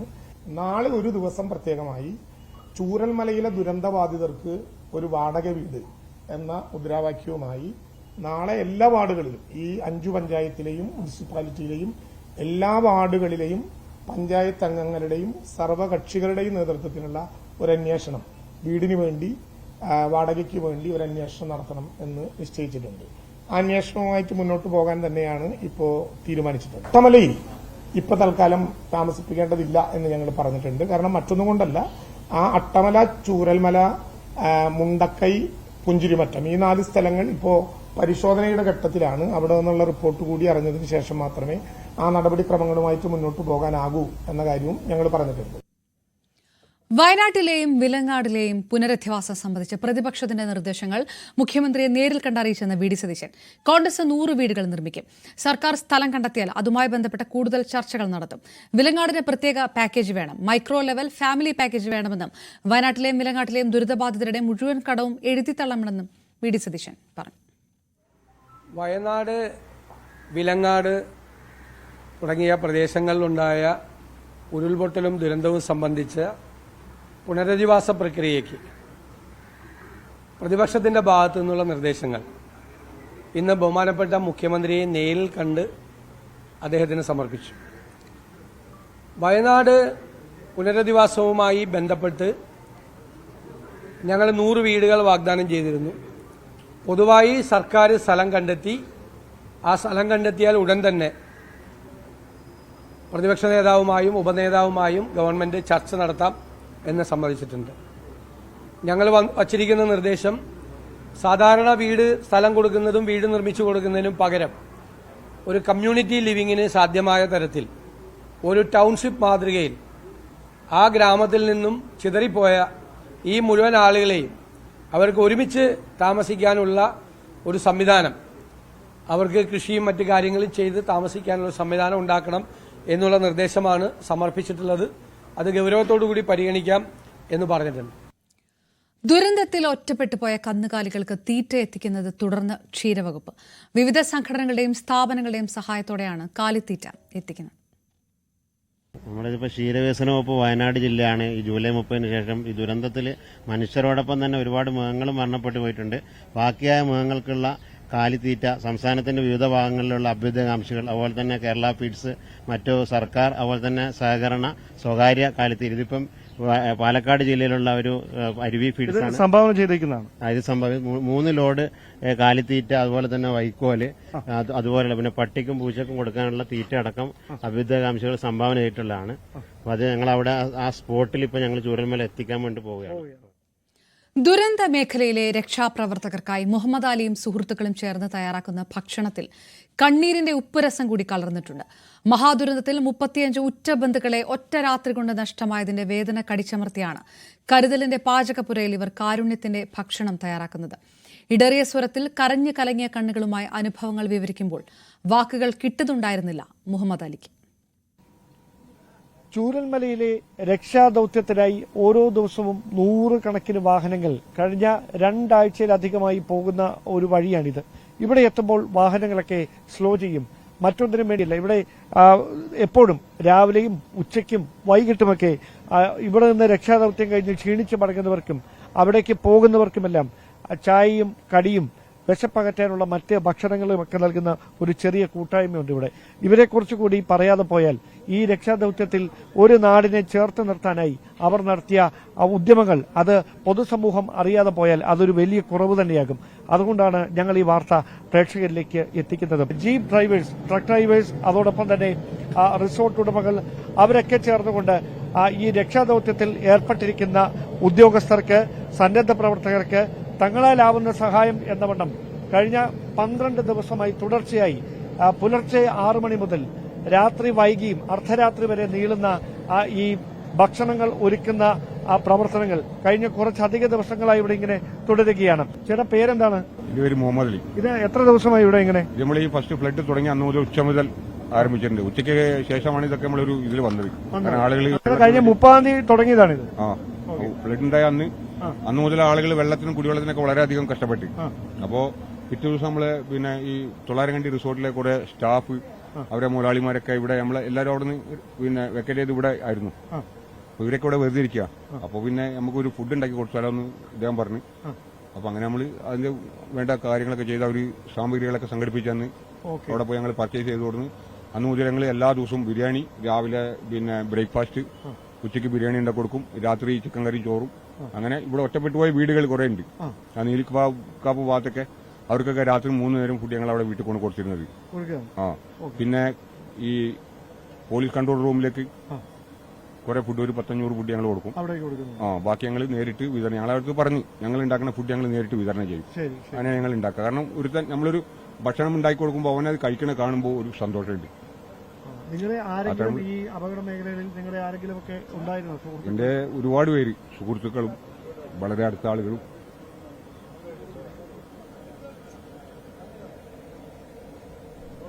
അതൊന്നും നികത്താൻ പറ്റില്ല സാറേ. ഒരു 35 പേരെങ്കിലും എന്റെ ഫാമിലിയിലുള്ള ആളുകൾ തന്നെ പോയിട്ടുണ്ടാവും. ആ വേദന ഉള്ളിൽ ഒതുക്കിക്കൊണ്ടാണ് ഞാൻ അതുകൊണ്ട് കൂടുതലൊന്നും അദ്ദേഹത്തോട് നിങ്ങൾ പിന്നെ ഇവിടെ വരും കാക്ക, നമുക്ക് ഇവിടെ ടെൻഷൻ അടിക്കാൻ ഇവിടെ നിൽക്കാം, നമ്മളെ കൂടെ നിൽക്കുമ്പോൾ അങ്ങനെ ഇവിടെ വന്ന് ഞങ്ങൾ ഇവരെ കൂടെ ജോലി ചെയ്താ. അന്ന് മുതൽ എനിക്ക് ഇവിടുന്ന് പോകുമ്പോഴേ ടെൻഷനിലാണ്. ഇവിടെ വരുമ്പോൾ എല്ലാ ടെൻഷനും കുറച്ച് ഒഴിവായി കിട്ടും. ആളുകൾക്ക് ഭക്ഷണം ഉണ്ടാക്കി കൊടുക്കുന്നു, മറ്റു കാര്യങ്ങളൊക്കെ ചെയ്യുന്നു. ഇവരൊക്കെ ചെയ്ത സേവനങ്ങൾ ഒരിക്കലും ഒരു മനുഷ്യനും മറക്കാൻ പാടില്ല. അത്രയും വലിയ സേവനങ്ങളാണ് അന്ന് മുതൽ ഇന്ന് വരും ചെയ്തത്. ഈ വേദന, വലിയ വേദന, പ്രിയപ്പെട്ടവരെയൊക്കെ നഷ്ടപ്പെട്ടതിന്റെ വേദന ഇദ്ദേഹത്തിന് മാത്രം, അദ്ദേഹത്തിന്റെ ബന്ധുമിത്രാദികളായി ഏതാണ്ട് 35-ലധികം ആളുകളെ ഈ അപകട മേഖലയിൽ നിന്ന് എന്നേക്കുമായി ജീവിതത്തിൽ നഷ്ടപ്പെട്ടിട്ടുണ്ട്. പക്ഷേ ആ വേദനയൊക്കെ കടിച്ചമർത്തിക്കൊണ്ട് ഇവിടേക്ക് രക്ഷാദൌത്യത്തിന് വേണ്ടി എത്തുന്ന, തെരച്ചിലിന് വേണ്ടി എത്തുന്ന സന്നദ്ധ പ്രവർത്തകർക്കും പോലീസ് ഉദ്യോഗസ്ഥർക്കും അഗ്നിശമന സേന ഉദ്യോഗസ്ഥരുമൊക്കെ സ്നേഹത്തിന്റെ ഭക്ഷണം വിളമ്പുകയാണ് ഒരു കൂട്ടം ആളുകൾ ചേർന്ന്. സ്വാഭാവികമായി നമ്മുടെ നാടിന്റെ കരുതലിന്റെ, സ്നേഹത്തിന്റെ, ചേർത്ത് പിടിക്കലിലേക്ക് ഒരു മാതൃക തന്നെയാണ് ഈ സഹോദരങ്ങൾ അവർ നമ്മുടെ സമൂഹത്തിന് വേണ്ടി, സമൂഹത്തിന് മുമ്പിൽ കാഴ്ചവെക്കുന്നത്. അവർക്ക് നമ്മുടെയും എല്ലാവിധമായ പിന്തുണയും രേഖപ്പെടുത്തുകയാണ്. ക്യാമറമാൻ KP ധനേഷിനൊപ്പം ഡാൻ കുര്യൻ, ന്യൂസ് 18. വയനാട്ടിൽ ദുരിതം അനുഭവിക്കുന്നവർക്ക് സഹായവുമായി കൊച്ചിയിലെ സ്വകാര്യ ബസ് ജീവനക്കാരും. ഒരു ദിവസത്തെ സർവീസിൽ യാത്രക്കാരിൽ നിന്ന് ലഭിക്കുന്ന തുക ദുരിതാശ്വാസ പ്രവർത്തനങ്ങൾക്കായി നൽകും. ബസ് ജീവനക്കാരുടെ പ്രവർത്തനത്തിന് യാത്രക്കാരിൽ നിന്നും പൂർണ്ണ പിന്തുണയാണ് ലഭിക്കുന്നത്. കൊച്ചിയിൽ ദുരിതമനുഭവിക്കുന്ന നിരവധി കുടുംബങ്ങൾക്ക് കൈത്താങ്ങായി നമ്മുടെ കേരളത്തിൽ മാത്രമല്ല, അങ്ങോളം ഇങ്ങോളം കേരളത്തിനകത്തും പുറത്തുമായി നിരവധി പേരാണ് സഹായത്തിനായി എത്തുന്നത്. അപ്പോൾ തങ്ങളാൽ കഴിയുന്ന സഹായം ചെയ്യാൻ എല്ലാ മേഖലയിലുള്ളവരും പരിശ്രമിക്കുന്നുണ്ട്. കൊച്ചിയിൽ 9 സ്വകാര്യ ബസ്സുകളാണ് ഇന്നത്തെ യാത്രയ്ക്ക് കിട്ടുന്ന തുക. അത് വയനാട്ടിൽ ദുരിതമനുഭവിക്കുന്ന തങ്ങളുടെ കൂടപ്പിറപ്പുകൾക്കായി മാറ്റിവെച്ചിരിക്കുന്നത്. കൊച്ചിയിൽ എറണാകുളത്തോടുന്ന 9 ബസ്സുകൾ നന്ദനം പ്രൈവറ്റ് ലിമിറ്റഡ് എന്ന സ്ഥാപനത്തിന്റെ കീഴിലുള്ള 9 സ്വകാര്യ ബസ്സുകളാണ് ഇന്ന് കിട്ടുന്ന കളക്ഷനുകൾ അവരുടെ ഇന്ന് കിട്ടുന്ന തുക അത് വയനാട്ടിലേക്ക് കൈമാറാനായി തീരുമാനിച്ചിരിക്കുന്നത്. ഈ ബസ്സിലേക്ക് എത്തുന്ന യാത്രക്കാർ അവർക്ക് അവരുടെ യാത്രയ്ക്കുള്ള പോയിന്റ് അല്ലെങ്കിൽ ആ ഒരു തുക മാത്രമല്ല, അവരുടെ മനസ്സഴിഞ്ഞ് എത്ര രൂപ നൽകുന്നോ അത് വയനാട്ടിലേക്ക് തന്നെ കൊടുക്കും. അത് മുഖ്യമന്ത്രിയുടെ ദുരിതാശ്വാസ നിധി വഴിയായിരിക്കും ഇവർ കൈമാറുക. ഇപ്പോൾ ഞാനിപ്പോൾ നിൽക്കുന്നത് ഒരു സ്വകാര്യ ബസ്സിലാണ്, നന്ദനം ലിമിറ്റഡിന്റെ. നമുക്ക് അതിലെ ജീവനക്കാരോട് തന്നെ ഇതിനെക്കുറിച്ചുള്ള കൂടുതൽ കാര്യങ്ങൾ ചോദിക്കാം. ചേട്ടാ, നമുക്കറിയാം വയനാട്ടിൽ ദുരിതമനുഭവിക്കുന്ന നിരവധി ആളുകളുണ്ട്, നമ്മുടെ കൂടപ്പിറപ്പുകൾ. അവർക്ക് നമ്മളാൽ കഴിയുന്ന സഹായം ചെയ്യാനായി കേരളത്തിൽ മാത്രമല്ല വിദേശത്തൊക്കെ ആളുകൾ സഹായിക്കുന്നുണ്ട്. പക്ഷെ നിങ്ങളുടെ ഭാഗത്ത് നിന്ന്, ഒരു സ്വകാര്യ ബസ് ജീവനക്കാരെന്നുള്ള ഭാഗത്ത് നിന്ന് നിങ്ങളുടെ ഇന്നത്തെ ഓട്ടത്തിൽ കിട്ടുന്ന തുക അങ്ങോട്ടേക്ക് കൊടുക്കാൻ തീരുമാനിച്ചിരിക്കുകയാണ്. എങ്ങനെയാണ് ഈ ഒരു തീരുമാനത്തിലേക്ക് എത്തിയത്? നമ്മളിവിടെ ഓരോ ഇതേപോലത്തെ ദുരന്തങ്ങളും ഇങ്ങനത്തെ ആവശ്യങ്ങൾ വരുമ്പോൾ നമ്മളെ ബസ്സുകള് ചികിത്സാ സഹായമായാലും മറ്റുമായാലും നമ്മൾ ഓടുന്നതാണ്. ഈ ഒരു വയനാടിന്റെ അവസ്ഥയിൽ നമ്മുടെ ഈ നന്ദനം ഫൗണ്ടേഷൻ കളമശ്ശേരിയുടെ 9 ബസ്സുകൾ ഇന്ന് സർവീസ് നടത്തുന്നുണ്ട്. ഏകദേശം എത്ര രൂപയായിരിക്കും നമുക്ക് സാധാരണ ഒരു പിരിച്ചു കിട്ടുന്നത്? പൊതുവേ ഒരു 20 രൂപക്കടുത്തൊക്കെ നമുക്ക് പറയാൻ പറ്റില്ല. നമുക്കിപ്പോ ലാസ്റ്റ് നമ്മൾ കണക്ക് കൂട്ടിയിട്ടില്ല, ലാസ്റ്റ് നമുക്ക് അറിയുള്ളൂ. ആൾക്കാരൊക്കെ മോശമാത്ര രീതിയിൽ സഹകരിക്കുന്നുണ്ട്. അതായത് നമ്മുടെ ഇറങ്ങേണ്ട പോയിന്റുകളുടെ തുകയല്ലാണ്ട് അധിക തുക ഇടുന്നവരും ഒന്നെങ്കിൽ ബസ് ചാർജ്, ടിക്കറ്റ് ചാർജ്, അല്ലെങ്കിൽ അവർക്ക് ആ സംഭാവന തരാം. നേരത്തെ നമ്മൾ മറ്റു ആവശ്യ സാധനങ്ങളായ അരി, മറ്റു സാധനങ്ങൾ നമ്മൾ നേരത്തെ തന്നെ നൽകിയിട്ടുണ്ട്. ഇന്നാണ് ഇപ്പൊ നമ്മുടെ വണ്ടികൾ ഓടുന്നത്. മുഖ്യമന്ത്രിയുടെ ദുരിതാശ്വാസ നിധി വഴി തന്നെയായിരിക്കും ഇത് കൊടുക്കുക? അതിനെക്കുറിച്ച് ഡീറ്റെയിൽ എനിക്ക് അറിയില്ല. നമ്മൾ ഓണറിന്റെ ഇതിലാണ്. എന്താണ് ഈ ബസ് ചാർജ് അല്ലാണ്ട് കൂടുതൽ തുകകളൊക്കെ ആളുകൾ തരുന്നുണ്ടല്ലേ? തരുന്നുണ്ട്, നല്ല രീതിയിൽ തരുന്നുണ്ട്. ഈ ഒരു സംരംഭത്തിന് എല്ലാവരുടെയും ഭാഗത്തു നിന്ന് വലിയ രീതിയിലുള്ള എന്താണ് പറയാ, എല്ലാവരും ഭയങ്കരമായിട്ട് അവരെങ്ങനെയും സഹായിക്കുക, അവരെങ്ങനെയും ഇതാക്കുക എന്നുള്ള ഇതിലാണ് യാത്രക്കാരെല്ലാരും ഇതാക്കുന്നത്. രാവിലെ മുതലായിട്ട് നല്ലൊരു ഇതാണ് അവരുടെ ഭാഗത്ത് ഉണ്ടാകുന്നത്. ഈ ബസ് ഏത് റൂട്ടിലാണ്? ഇത് നമ്മളിപ്പോ ഏലൂര് ഗാന്ധിനഗറാണ്. ഗാന്ധിനഗർ ബാക്കി 9 ബസ്സുകളും നമ്മുടെ 9 വണ്ടികളുണ്ട്. നമ്മൾ പല റൂട്ടുകളായിട്ടാണ് ഓടുന്നത്. എല്ലാം ഏലൂർ വണ്ടികൾ തന്നെയാണ്. ഇന്ന് ഒരു ദിവസത്തെ കളക്ഷൻ? ഇന്നൊരു ദിവസത്തെ കളക്ഷനാണ്. മൊത്തം എല്ലാ വണ്ടികളുടെയും ഒരു ദിവസത്തെ കളക്ഷൻ നമ്മൾ ഇതിലേക്ക് കൊടുക്കാം. അതെ, ഈ ബസ് ജീവനക്കാർ നടത്തുന്ന വലിയൊരു ലക്ഷ്യം തന്നെയാണ്. അത് നിറവേറട്ടെ എന്ന് നമ്മളും ആഗ്രഹിക്കുന്നുണ്ട്. കാരണം നമുക്കറിയാം വയനാട്ടിൽ അവർക്ക് സ്ഥിരമായിട്ടുള്ള ഒരു വീട് വേണം, അല്ലെങ്കിൽ അവർക്കൊരു ജോലി വേണം. ഇതിനെല്ലാം നമ്മളാൽ കഴിയുന്ന രീതിയിലുള്ള വലിയ ഒരു സംഭാവന, ചെറിയൊരു തുക ആയിക്കോട്ടെ, പക്ഷേ അത് വലിയ രീതിയിൽ നാളത്തേക്ക് അവർക്ക് വലിയ രീതിയിൽ ഗുണമാകട്ടെ എന്ന് നമ്മളും ആഗ്രഹിക്കുന്നുണ്ട്. ചേട്ടാ, ഈ ഒരു വയനാട്ടിലേക്കുള്ള ഇന്ന് ഈ ബസ്സിൽ നിന്ന് പിരിച്ചു കിട്ടുന്ന കാശ് വയനാട്ടിലുള്ള ദുരിതം അനുഭവിക്കുന്ന നമ്മുടെ കൂടപ്പിറപ്പുകൾക്കുള്ളതാണ്. അതിലെ ഒരു ചെറിയ ഭാഗമാകാൻ കഴിഞ്ഞതിൽ സന്തോഷമുണ്ട്. നമ്മളെ ബസ് ചാർജ് അല്ലാതെ അധികം തുക ഇടുന്ന ആളുകളും ഉണ്ടെന്ന് പറയുന്നത്. ഞങ്ങളിപ്പോ ഇതിപ്പോ രണ്ടാമത്തെ വണ്ടിക്ക്, ഫസ്റ്റ് വണ്ടിക്കും കൂടെ എറണാകുളത്ത് ഹോസ്പിറ്റലിൽ വന്ന് ഞങ്ങൾ കൊടുത്തതാണ്. ഇപ്പൊ ഈ വണ്ടിക്കും കൊടുത്തു. സന്തോഷത്തോടെ നമ്മുടെ ദുരിതം അനുഭവിക്കുന്നവർ നമ്മുടെ ആളുകൾ കൂടിയാണ്. നമ്മുടെ രക്തബന്ധം തന്നെ അവരെല്ലാവരും അങ്ങനെ ഞങ്ങൾ കൊടുത്തത്. അങ്ങനെ ചെറിയ തുക ആയിക്കോട്ടെ കൊടുക്കുന്നതിൽ വളരെ സന്തോഷമാണ് ആളുകൾക്ക്. തങ്ങളാൽ കഴിയുന്ന രീതിയിൽ ഇത്തരത്തിലൊരു സഹായം ചെയ്യുന്നത് സന്തോഷത്തോടുകൂടിയാണ് പറയുന്നത്. നമുക്ക് കൂടുതൽ ആളുകളോട് ചേച്ചി, ഇന്ന് കൊടുക്കുന്ന കാശ് വയനാട്ടിലേക്കാണ് എത്തുന്നത്. അതിൽ സന്തോഷമുണ്ടോ? അതിന്റെ ഒരു ഭാഗമാകാൻ കഴിയും? സന്തോഷമുണ്ട്. സന്തോഷമുണ്ട്, തീർച്ചയായിട്ടും. ഇതിന്റെ ഒരു ഭാഗമാകാൻ കഴിയും. അങ്ങനെ എല്ലാ യാത്രക്കാരും വലിയ സന്തോഷത്തിലാണ്. തങ്ങൾക്കും ഇതിന്റെ ഒരു ഭാഗമാകാൻ കഴിഞ്ഞതിൽ, തങ്ങളാൽ കഴിയുന്ന ഒരു സഹായം വയനാട്ടിലെ നമ്മുടെ ആളുകൾക്ക് കൊടുക്കാൻ കഴിഞ്ഞതിൽ വളരെ സന്തോഷം തന്നെയാണ്. ഒപ്പം ഈ ഒരു ബസ് ജീവനക്കാരുടെ ഈ ഒരു ഉദ്യമത്തിനും അതിനും വലിയ പിന്തുണ തന്നെയാണ് ലഭിക്കുന്നത്.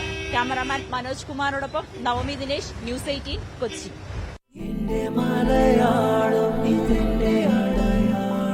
ഇതിന്റെ മലയാളം എന്നുയിരിന്റെ താളം തോളോടു തോൾ ചേരും മലയാളമേ നെഞ്ചം നിറയ്ക്കുന്ന അഭിമാനമേ, കൂടപ്പിറപ്പെന്ന വരദാനമേ, ഉലകെങ്ങും പുകഴ് പെറ്റ ഒരു നാമമേ, അവരന്റെ ഉയിരിനെ ദൈവമായി കാക്കുന്ന ഒരു മതൻ മണ്ണെന്റെ മലയാളമേ, ഇതെന്റെ മലയാളം, ഇതെന്റെ അടയാളം, എന്റെ മലയാളം,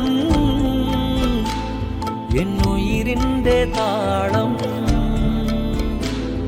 ഇതെന്റെ മലയാളം, എന്റെ അടയാളം,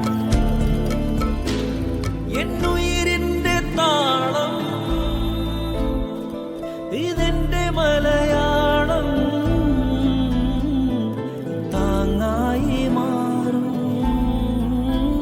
നമ്മൾ തോളോടു തോൾ ചേരും അടയാളം, എന്നും കൈതാങ്ങും പുണ്യമെൻ മലയാളം, എന്റെ മലയാളം, ഇതെന്റെ അടയാളം, ഇതെന്റെ മലയാളം.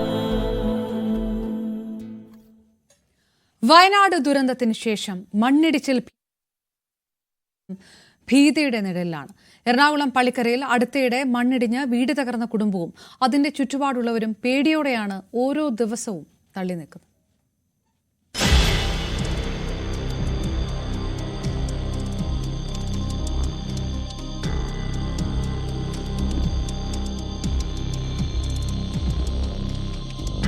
പള്ളിക്കര വെസ്റ്റ് മോറാല മുട്ടൻതൊട്ടിൽ ജോമോന്റെ വീടിന് മുകളിലേക്ക് ഏകദേശം 40 അടി ഉയരത്തിൽ നിന്നാണ് മണ്ണും കല്ലും ഇടിഞ്ഞു വീണത്. രാത്രിയുണ്ടായ അപകടത്തിൽ വീടിന്റെ പിൻവശം പൂർണ്ണമായും തകർന്നു. ജോമോന്റെ മക്കൾ പഠിച്ചുകൊണ്ടിരുന്ന മുറിയിലേക്കാണ് മണ്ണിടിഞ്ഞു വീണത്. ജോമോനും ഭാര്യയും മക്കളും വീട്ടിൽ നിന്ന് ഇറങ്ങി ഓടിയതിനാലാണ് ജീവൻ രക്ഷപ്പെട്ടത്.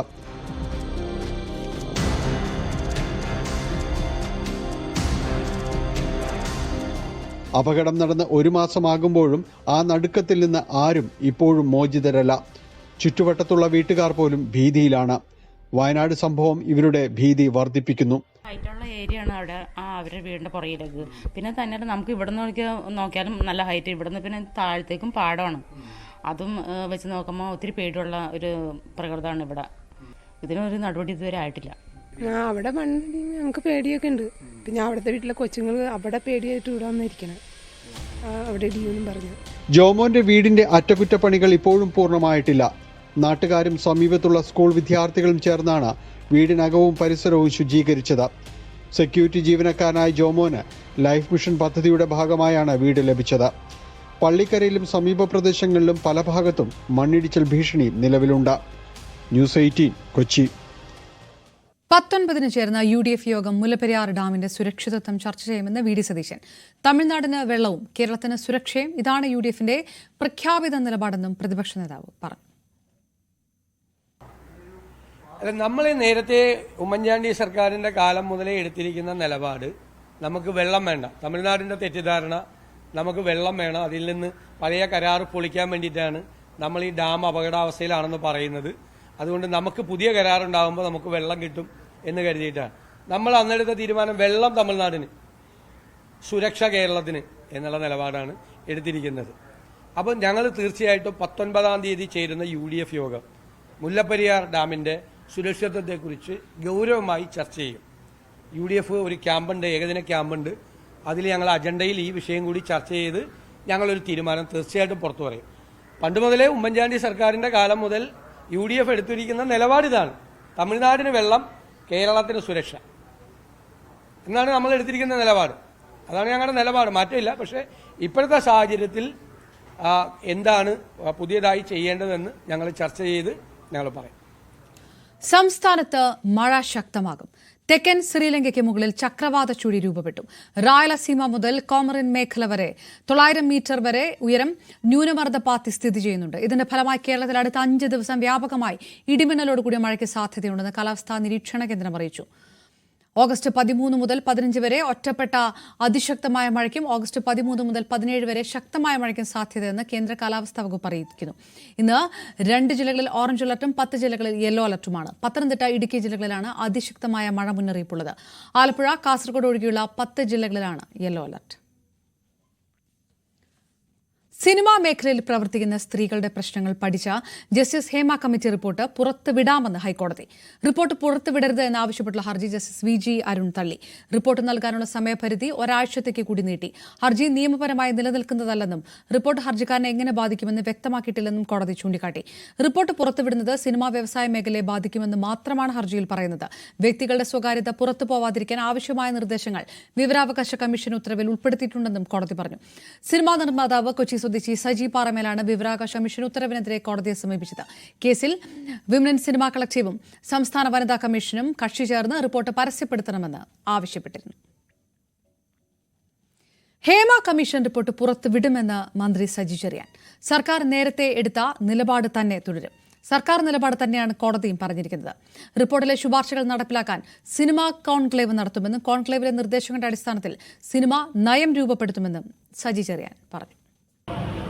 ഹേമ കമ്മിറ്റി റിപ്പോർട്ട് പ്രസിദ്ധീകരിക്കത്തില്ല എന്ന് പറഞ്ഞിട്ടില്ല. അതിലേതെങ്കിലും പരാമർശങ്ങൾ വ്യക്തിപരമായ ആദേശ ഉണ്ടെങ്കിൽ അത്തരം പരാമർശങ്ങൾ തെറ്റിദ്ധാരണ പറ്റും എന്ന കാര്യം വെച്ചുകൊണ്ടാണ് ചില ഭാഗങ്ങൾ ചിലപ്പോൾ ഒഴിവാക്കി പ്രസിദ്ധീകരിക്കും. കമ്മീഷന്റെ നിലപാടിനോടൊപ്പമാണ് ഗവൺമെന്റ് നിൽക്കുന്നത്. ഇപ്പോൾ ഹൈക്കോടതി ആവർത്തിച്ച് പറഞ്ഞിരിക്കുന്നു. ഹൈക്കോടതി പറഞ്ഞ ഭാഗം കൂടി നോക്കി ബഹുമാനപ്പെട്ട ഹൈക്കോടതിയുടെ നിർദ്ദേശം കൂടെ വെച്ചുകൊണ്ട് ഒരാഴ്ചത്തെ സമയം തന്നിട്ടുണ്ട്. ഇതിൽ ഗവൺമെന്റ് യാതൊരു പങ്കുമില്ല. കാരണം ഒരു കമ്മിറ്റി ഗവൺമെന്റ് നിയോഗിച്ചു, കമ്മിറ്റി റിപ്പോർട്ട് വന്നു. ആ റിപ്പോർട്ടിനകത്ത് പറയുന്ന കാര്യങ്ങൾ ഇന്ന ഭാഗങ്ങൾ പ്രസിദ്ധീകരിക്കാം എന്ന് കമ്മീഷൻ പറഞ്ഞു കഴിഞ്ഞാൽ പിന്നെ അത് പ്രസിദ്ധീകരിക്കുക എന്നുള്ളതേ ഉള്ളൂ. അത് പ്രസിദ്ധീകരിക്കേണ്ടത് ടെക്നിക്കലി അത് ഉദ്യോഗസ്ഥ സംവിധാനത്തിലാണ്. വിവിധ സെക്ടറുകളിൽ പ്രവർത്തിക്കുന്നവരെ പങ്കെടുപ്പിച്ചുകൊണ്ടുള്ള കോൺക്ലേവ് കൊച്ചിയിൽ ഇപ്പോൾ നടത്താൻ വേണ്ടി തീരുമാനിച്ചു. 3 ദിവസത്തെ വലിയൊരു പ്രോഗ്രാമാണ് നടക്കുന്നത്. അത് ആ കോൺക്ലേവിന്റെ ലക്ഷ്യം ഈ പറഞ്ഞിട്ടുള്ള അടക്കം, അതുപോലെ അടൂർ ഗോപാലകൃഷ്ണൻ സാറിന്റെ റിപ്പോർട്ടിലെ പരാമർശങ്ങളുണ്ട്. ആ പരാമർശങ്ങളും ഹേമ കമ്മിറ്റി റിപ്പോർട്ടിലെ പരാമർശങ്ങളും എങ്ങനെയാണ് നമുക്ക് പ്രായോഗികമായി നടപ്പാക്കാൻ കഴിയുന്നത്, ആ കാര്യങ്ങൾ ചർച്ച ചെയ്തുകൊണ്ട് ഒരു സിനിമാ നയം രൂപപ്പെടുത്തുക എന്ന ലക്ഷ്യത്തോടു കൂടിയാണ് കോൺക്ലേവിലേക്ക് ഞങ്ങൾ. ഹേമ കമ്മിറ്റി റിപ്പോർട്ട് പുറത്തുവിടുന്നത് സ്വാഗതം ചെയ്ത വനിതാ കമ്മീഷൻ. സ്ത്രീകളുടെ സുരക്ഷ ഉറപ്പാക്കുന്നതിന് ICC കമ്മിറ്റികൾ രൂപീകരിച്ചെന്നും സ്ത്രീകൾക്ക് സ്വതന്ത്രമായി ജോലി ചെയ്യാനുള്ള സാഹചര്യം ഉണ്ടാകണമെന്നും കമ്മീഷൻ അധ്യക്ഷ സതീദേവി പറഞ്ഞു. വ്യക്തികളുടെ സ്വകാര്യതക്ക് ഭംഗം വരുത്താതെ, സ്വകാര്യത ഹനിക്കാത്ത വിധത്തിൽ ആ റിപ്പോർട്ട് പുറത്തുവിടണം എന്നുള്ള ആവശ്യമാണ്, എന്നുള്ള നിർദ്ദേശമാണ് വിവരാവകാശ കമ്മീഷൻ ഇപ്പോ പുറപ്പെടുവിച്ചിരുന്നത്. അത് സ്റ്റേ ചെയ്യാൻ ഇടവന്നിട്ടുള്ളത് ഈ സജിമോൻ എന്ന പ്രൊഡ്യൂസർ ഹൈക്കോടതി മുമ്പാകെ നൽകിയിട്ടുള്ള ഹർജിയുടെ പശ്ചാത്തലത്തിലായിരുന്നു. വനിതാ കമ്മീഷൻ നേരത്തെ WCC നൽകിയിട്ടുള്ള ഹൈക്കോടതി മുമ്പാകെ നൽകിയിട്ടുള്ള റിട്ട് ഹർജിയിൽ സ്വമേധയാ കക്ഷി ചേർന്നിരുന്നു. സ്വമേധയാ കക്ഷി ചേരാൻ കാരണം രാജ്യത്ത് വിവിധ തൊഴിലിടങ്ങളിൽ ജോലി ചെയ്യുന്ന സ്ത്രീകളുടെ അന്തസ്സും അഭിമാനവും പരിരക്ഷിക്കാൻ സജ്ജമാക്കിയിട്ടുള്ള ഒരു നിയമം 3 ദശാബ്ദക്കാലത്തിലേറെയായി സുപ്രീം കോടതിയുടെ ഗൈഡ് ലൈൻസ് അനുസരിച്ചുകൊണ്ട് നിലനിൽക്കുന്ന മാനദണ്ഡങ്ങൾ ഒന്നും തന്നെ സിനിമാ മേഖലയിൽ നടപ്പിലാവുന്നില്ല എന്നുള്ള കാര്യം ചൂണ്ടിക്കാണിച്ചുകൊണ്ടാണ് WCC ഹൈക്കോടതി മുമ്പാകെ 2 റിട്ട് ഹർജികൾ ഫയൽ ചെയ്തിട്ടുണ്ടായിരുന്നത്. വനിതാ കമ്മീഷൻ സ്വമേധയാ ആ ഹർജികളിൽ കക്ഷി ചേരുകയും മലയാള സിനിമാ രംഗത്ത് വിവിധ തലങ്ങളിൽ ജോലി ചെയ്യുന്ന സ്ത്രീകളുടെ പ്രശ്നങ്ങൾ പഠിക്കാനും അത് ചർച്ച ചെയ്യാനും അതിന് പരിഹാരം കാണുന്നതിനാവശ്യമായിട്ടുള്ള സാഹചര്യം ഉണ്ടാക്കണം എന്നും ആവശ്യപ്പെട്ടിട്ടുള്ളത്. നിലനിൽക്കുന്ന നിയമം prevention of sexual harassment at work place എന്ന പേരിൽ 2013 മുതൽ രാജ്യത്ത് നിലവിൽ വന്നിട്ടുള്ള നിയമം അനുശാസിക്കുന്ന പരാതി പരിഹാര സംവിധാനം പോലും സിനിമാ മേഖലയിൽ ഉണ്ടായിരുന്നില്ല എന്നുള്ളതാണ് വസ്തുത. കോടതി വിധിയിലെ സിനിമാ മേഖലയിലെ വനിതകൾ സ്വാഗതം ചെയ്തു. കോടതി വെറുതെ അവിടെ ഇരുന്നിട്ട് ഓക്കെ ഇയാള് പുറത്തു വിടണ്ടെന്ന് പറഞ്ഞു, അതുകൊണ്ട് അങ്ങ് പുറത്തു വിടണ്ട എന്ന് കോടതി പറയില്ലല്ലോ. അതിന് വ്യക്തമായ കാരണങ്ങൾ കൊടുക്കണമല്ലോ. ഇപ്പോ പബ്ലിക് ഇൻട്രസ്റ്റ് ഇല്ല എന്ന് പറയുന്നത് ആരാണ് പബ്ലിക്? ഇതിൽ മൊഴി കൊടുത്തിരിക്കുന്ന 60ഓളം സ്ത്രീകൾ, അവർക്ക് താല്പര്യം ഉണ്ടാവുമല്ലോ. നാച്ചുറലി അവര് വെറുതെ സമയം കളയാനായിട്ട് പോയി പറഞ്ഞ പരാതികളല്ലല്ലോ ഇതൊന്നും. ഇത് വരട്ടെ, അപ്പൊ സ്ത്രീകൾ എന്തുമാത്രം ഇതിനുള്ളിൽ ബുദ്ധിമുട്ടുകൾ അനുഭവിക്കുന്നുണ്ട് എന്നുള്ളത് വ്യക്തമാകും. ആ വ്യക്തിയുടെ പേര് ആ റിപ്പോർട്ടിൽ വന്നാൽ ആ വ്യക്തിക്ക് എനിക്കെതിരെ ഡിഫമേഷൻ മാനനഷ്ട കേസ് കൊടുക്കാമല്ലോ. ഇല്ലാത്തൊരു കാര്യമാണ് എനിക്കെതിരെ പറഞ്ഞത്, അത് പ്രൂവ് ചെയ്യാന്നുള്ളത് എന്റെ ഡ്യൂട്ടിയല്ലേ.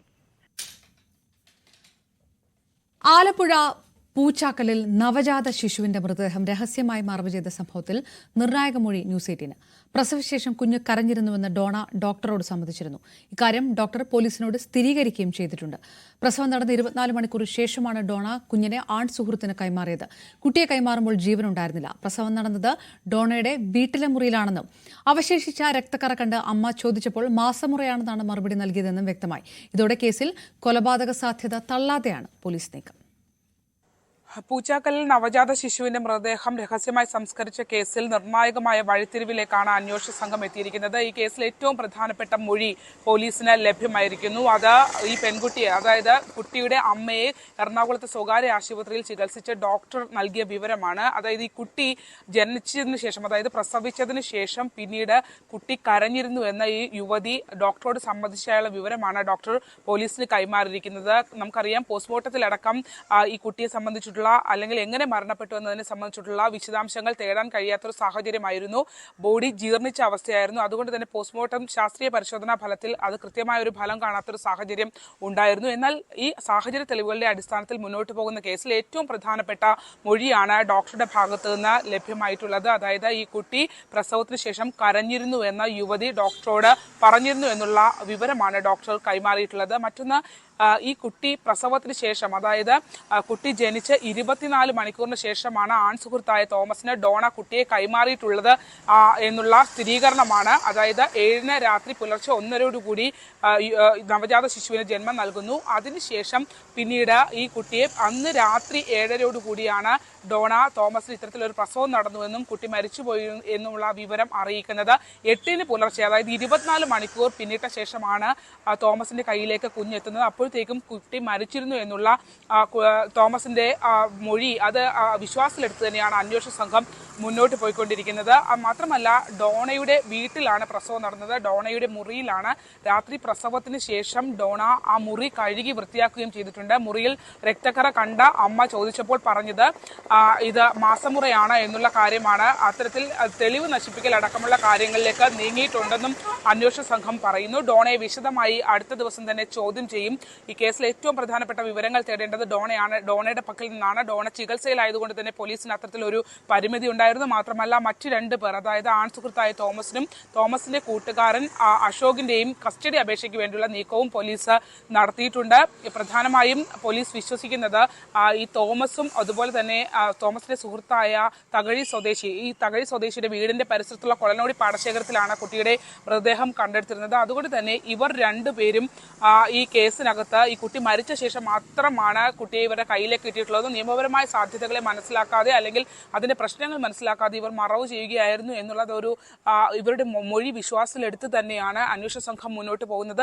ഡോണയും അതിന് സമാനമായ രീതിയിലുള്ള മൊഴിയാണ് നൽകിയിട്ടുള്ളത്. അതായത് ഗർഭാവസ്ഥയെ സംബന്ധിച്ചോ പ്രസവത്തെ സംബന്ധിച്ചോ താൻ വിവരം നൽകുന്നതിനപ്പുറത്തേക്ക്, അതായത് ഈ കഴിഞ്ഞ 7-ാം തീയതി വിവരം നൽകുമ്പോൾ മാത്രമാണ് തോമസിന് അറിയാമായിരുന്നുള്ളൂ എന്നുള്ളതാണ്. അതിനു മുമ്പ് തോമസിനെ സംബന്ധിച്ചിട്ടുള്ള യാതൊരു വിവരവും ഇല്ല എന്നുള്ളതാണ് ഡോണ പോലീസിന് മൊഴി നൽകിയിട്ടുള്ളത്. എന്തായാലും അന്വേഷണ സംഘവും ഇത് വിശ്വാസത്തിലെടുത്ത് തന്നെയാണ് പോകുന്നത്. തെളിവ് നശിപ്പിക്കൽ അടക്കമുള്ള കാര്യങ്ങളും ഒപ്പം ഈ കുട്ടിയെ പ്രസവിച്ച ശേഷം വീടിന്റെ ടെറസിൽ സൺഷെയ്ഡിലാണ് പൊതിഞ്ഞു സൂക്ഷിച്ചിരുന്നത്. പിന്നീട് അത് വീടിന്റെ സ്റ്റെയർകേസിനടിയിലേക്ക് കുട്ടിയെ ഒളിപ്പിച്ച് വെക്കുകയും ചെയ്തിട്ടുണ്ട്. കവറിനകത്താണ് കുട്ടി ഉണ്ടായിരുന്നത്. മാത്രമല്ല, സർജിക്കൽ ബ്ലേഡ് ഉപയോഗിച്ച് പൊക്കിൾ കൊടി മുറിച്ചിട്ടുണ്ട്. പക്ഷെ അത് ക്ലിപ്പ് ചെയ്യുകയോ മറ്റ് ടേപ്പ് ചെയ്യുകയോ ഒന്നും ചെയ്തിട്ടില്ല. രക്തം വാർന്നു പോകുന്നതിനടക്കമുള്ള സാഹചര്യങ്ങൾ ഉണ്ടായിരുന്നു. ഇതൊക്കെ പരിഗണിച്ച് തന്നെയാണ് അന്വേഷണ സംഘം മുന്നോട്ട് പോകുന്നത്. ഈ കേസിൽ കൊലപാതക സാധ്യതയുണ്ടോ എന്ന് ഉള്ള ഒരു സാധ്യത തള്ളാതെ തന്നെയാണ് പോലീസ് ഇപ്പോൾ മുന്നോട്ട് പോയിക്കൊണ്ടിരിക്കുന്നത്. ആലപ്പുഴയിൽ നിന്നും ശരണ്യ സ്നേഹജൻ, ന്യൂസ് 18. കോഴിക്കോട് കൊടിയത്തൂരിൽ വീണ്ടും സദാചാര ആക്രമണം. ചാത്തമംഗലം പാഴൂർ സ്വദേശി ആബിദിനെയാണ് 4-അംഗ സംഘം ആക്രമിച്ചത്. യുവാവിനെ ഗുരുതരമായ പരിക്കുകളോടെ അരീക്കോട് സ്വകാര്യ ആശുപത്രിയിൽ പ്രവേശിപ്പിച്ചു. കഴിഞ്ഞ ശനിയാഴ്ച അക്ഷയ സെന്ററിൽ നിന്ന് ബലമായി പിടിച്ചിറക്കി കാറിൽ കയറ്റിക്കൊണ്ടുപോയി മർദ്ദിക്കുകയായിരുന്നു. സംഭവത്തിൽ മുക്കം പോലീസ് കേസെടുത്തു. വധശ്രമം, തട്ടിക്കൊണ്ടുപോകൽ ഉൾപ്പെടെയുള്ള വകുപ്പുകൾ ചേർത്താണ് കേസെടുത്തത്.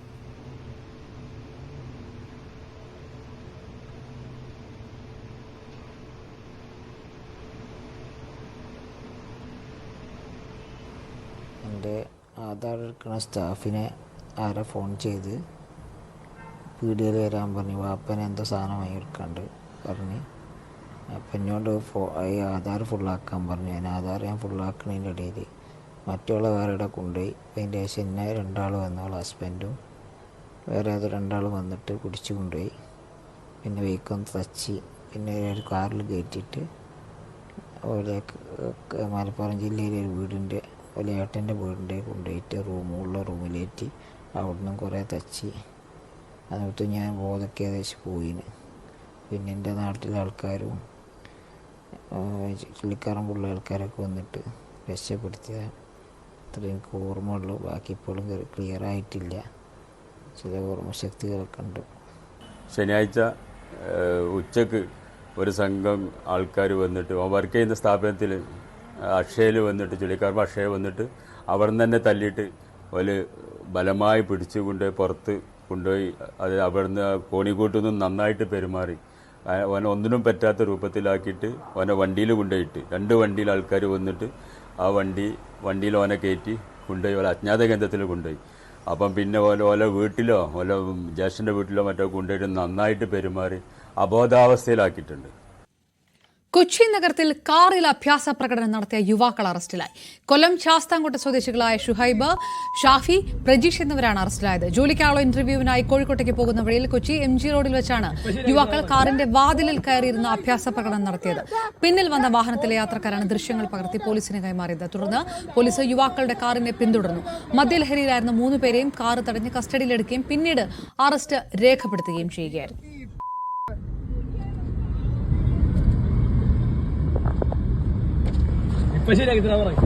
ഓടിക്കളവിന്റെ ലൈസൻസ് നാളെ പോട്ടെ. ഓടിക്കളവിന്റെ ലൈസൻസ് നാളെ പോട്ടെ. ഓടിക്കളവിന്റെ നാളെ പോട്ട് വണ്ടി ഓടിക്കാൻ കേട്ടോ. തൃശൂരിലെ പാഞ്ഞാൾ ഗവൺമെന്റ് ഹയർ സെക്കൻഡറി സ്കൂളിലെ റാഗിംഗിൽ വിദ്യാർത്ഥികൾക്ക് ക്രൂരമർദ്ദനം. 5 വിദ്യാർത്ഥികൾ ചേലക്കര താലൂക്ക് ആശുപത്രിയിൽ ചികിത്സ തേടി. +2 വിദ്യാർത്ഥികൾ നിസ്സാര കാരണങ്ങൾ പറഞ്ഞ് +1 വിദ്യാർത്ഥികളെ സ്ഥിരമായി മർദ്ദിക്കുന്നുവെന്ന് വിദ്യാർത്ഥികൾ പറയുന്നു. ഇത്തരം സംഭവങ്ങൾ അധ്യയന വർഷം മുതലേ ഉണ്ടായിരുന്നുവെന്നും സ്കൂൾ അധികൃതർ ഒരു നടപടിയും സ്വീകരിക്കുന്നില്ല എന്ന് രക്ഷിതാക്കളും ആരോപിച്ചു. കൂടുതൽ വാർത്തകൾക്ക് മുൻപ് ഇടവേള. പെരിന്തൽമണ്ണ നിയമസഭാ തെരഞ്ഞെടുപ്പ് കേസിൽ UDF സ്ഥാനാർത്ഥി നജീബ് കാന്തപുരത്തിന്റെ വിജയം 6 വോട്ടുകൾക്കെന്ന് കണക്കാക്കാമെന്ന് ഹൈക്കോടതി. LDF തർക്കമുന്നയിച്ച 348 വോട്ടുകളിൽ സാധുവായത് 32 എണ്ണം മാത്രമാണ്. സാധുവായ വോട്ട് LDFന് നിന്ന് കണക്കാക്കിയാലും UDF 6 വോട്ടിന് ജയിക്കും. ഈ സാഹചര്യത്തിൽ മാറ്റിവെച്ച വോട്ടുകൾ എണ്ണേണ്ടതില്ല എന്നും LDFന്റെ തെരഞ്ഞെടുപ്പ് ഹർജി തള്ളിക്കൊണ്ടുള്ള ഉത്തരവിൽ കോടതി നിരീക്ഷിച്ചു. മാവോയിസ്റ്റ് നേതാവ് മുരളി കണ്ണമ്പിള്ളിയുടെ കൊച്ചിയിലെ വീട്ടിൽ NIA റെയ്ഡ് നടത്തി. പുലർച്ചെ 6:15 തേവയ്ക്കല വീട്ടിലെത്തിയ സംഘം വാതിൽ പൊളിച്ചാണ് അകത്ത് കയറിയത്. ഹൈദരാബാദിൽ നിന്നുള്ള NIA സംഘമാണ് കൊച്ചിയിലെത്തിയത്. ലാപ്ടോപ്പ് അടക്കമുള്ളവ NIA സംഘം പിടിച്ചെടുത്തു. നടപടിയെ നിയമപരമായി നേരിടുമെന്ന് നേതാവ് മുരളി കണ്ണമ്പിള്ളി വ്യക്തമാക്കി. ഏതാണ്ട് 5 മണിക്കൂറിലധികം നീണ്ടുനിന്ന NIAയുടെ പരിശോധന പൂർത്തിയാക്കി സംഘം മടങ്ങിയിരിക്കുന്നു. മുരളി കണ്ണമ്പിള്ളിയുടെ വസതിയിൽ നിന്ന് ലാപ്ടോപ്പും അതോടൊപ്പം തന്നെ പെൻ ഡ്രൈവുകളും തന്നെ മൊബൈൽ ഫോണും പിടിച്ചെടുത്തതായി അദ്ദേഹം തന്നെ വെളിപ്പെടുത്തിയിരിക്കുകയാണ്. ഏതാണ്ട് ഇത്തരം സുദീർഘമായ ഒരു പരിശോധനയാണ് തെലങ്കാനയിൽ നിന്നെത്തിയ NIA സംഘം നടത്തിയിരിക്കുന്നത്. അവിടെ ഉണ്ടായിരുന്ന ഒരു കേസുമായി ബന്ധപ്പെട്ട് നടത്തിയ പരിശോധനയുടെ ഭാഗമായിട്ടായിരുന്നു ഇവിടേക്ക് NIA സംഘം എത്തുകയും ഇതിൽ നിന്ന് എന്താണ് ഇതുമായി ബന്ധം എന്നതടക്കമുള്ള കാര്യങ്ങൾ അന്വേഷിച്ചുകൊണ്ടുള്ള ഒരു പരിശോധനയിലേക്ക് അടക്കം നീങ്ങുകയും ചെയ്തത്. തെലങ്കാനയിൽ നിന്നുള്ള ഉദ്യോഗസ്ഥർക്കൊപ്പം തന്നെ കൊച്ചിയിൽ നിന്നുള്ള ഉദ്യോഗസ്ഥരും ഈ സംഘത്തിന് ഒപ്പം ഉണ്ടാവുകയും ചെയ്തിരുന്നു.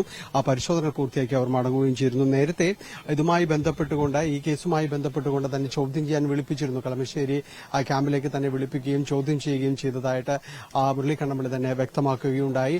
അദ്ദേഹം അല്പസമയം മാധ്യമങ്ങളോട് പ്രതികരിച്ചത് കൃത്യമായി ഇത് സംബന്ധിച്ച് എന്താണ് നടക്കുന്നതെന്ന് എനിക്ക് മനസ്സിലാകുന്നില്ല. ഇത് കൃത്യമായ ആസൂത്രിതമായ ഒരു ഗൂഢാലോചനയുടെ ഭാഗമായിട്ട് തന്നെയാണ് ഇങ്ങനെയൊരു നീക്കം നടന്നിരിക്കുന്നത്. രാജ്യത്തിന്റെ വിവിധ ഭാഗങ്ങളിൽ ഇത്തരം നീക്കങ്ങൾ മനുഷ്യാവകാശ പ്രവർത്തകർക്ക് എതിരെ തന്നെ നടക്കുന്നുണ്ട്. അതിന്റെ ഭാഗമായിട്ട് തന്നെയാണ് ഈ നീക്കവുമെന്നാണ് അദ്ദേഹം സൂചിപ്പിക്കുകയും ചെയ്യുന്നത്. അതുകൊണ്ട് ഈ കാര്യങ്ങളിൽ ഇതൊരു ഗൂഢാലോചനയുടെ ഭാഗം തന്നെയാണ്. അർജുന്റെ കുടുംബം ഇപ്പോൾ മാധ്യമങ്ങളെ കാണുകയാണ് തത്സമയത്തിലേക്ക്. കഴിഞ്ഞ് 4 മണിക്ക് ശേഷമാണ് മാൽപ്പയെത്തി തെരച്ചിൽ തുടങ്ങിയത്. 3 മണിക്കൂറിൻ്റെ ഉള്ളിൽ നടത്തിയിട്ട് നമുക്ക് 1-2 ഭാഗങ്ങൾ കിട്ടിയെന്ന് പറഞ്ഞു. അതിലൊരു ഭാഗം നമ്മുടെ ലോറിയുടെ ആണെന്ന് ഐഡന്റിഫൈ ചെയ്തിട്ടുണ്ട്. ജാക്കി അങ്ങനെ എന്തോ ഈ രീതിയിൽ നോക്കാം നമുക്ക് എന്തെങ്കിലും കിട്ടുമെന്നുള്ളത്. നാളെ ഇപ്പോൾ കൂടുതൽ സന്നാഹത്തിൽ ഇറങ്ങുമെന്നാണ് പറഞ്ഞിരിക്കുന്നത്. എത്ര മുതൽ തെരച്ചിൽ തുടങ്ങുമെന്നാണ് MLA പറഞ്ഞിരിക്കുന്നത്. അതെ അതെ. എന്തെങ്കിലും അവിടെ നിന്ന് ഇതിലെന്തെങ്കിലും നമ്മൾ എന്തെങ്കിലും പറഞ്ഞിട്ടുണ്ടോ സ്ഥലത്തുനിന്ന്? അവർ പറഞ്ഞത് മാൽപ്പേന്റെ കൂടെയുള്ള 4 ഡൈവേഴ്സും കൂടെ NDRF, SDRF എല്ലാ ടീമും കൂടി എത്തിയിട്ട് എല്ലാ രീതിയിലുള്ള തെരച്ചിൽ നടത്തുമെന്നാണ് പറയുന്നത്. നമുക്ക് പ്രതീക്ഷിക്കാം എന്തെങ്കിലും കിട്ടുമെന്നുള്ളത്. കളക്ടറെ ഇൻഫോം ചെയ്ത് ഞാൻ ഹസ്ബൻഡിനെ വിളിച്ചപ്പോഴാണ് കളക്ടർ ഇൻഫോം ചെയ്തത് നാളെ തെരച്ചിൽ തുടങ്ങും, മാൽപ്പ അടക്കമുള്ള സംഘം എത്തിയിട്ട് നാളെ തെരച്ചിൽ തുടങ്ങും എന്നുള്ള രീതിയിലാണ്. നേവിയും വന്നിട്ട് നാളെ തെരച്ചിൽ തുടങ്ങുമെന്നാണ് പറഞ്ഞത്. അതിനുശേഷമാണ് ഹസ്ബൻഡ് വിളിച്ചപ്പം നമ്മുടെ സതീഷ് സൈൽ MLA സാറ് ഇടപെട്ടിട്ട് മാൽപ്പേനെ പെട്ടെന്ന് തന്നെ തെരച്ചിലിന് വേണ്ടിയിട്ട് ഇറക്കിയത്.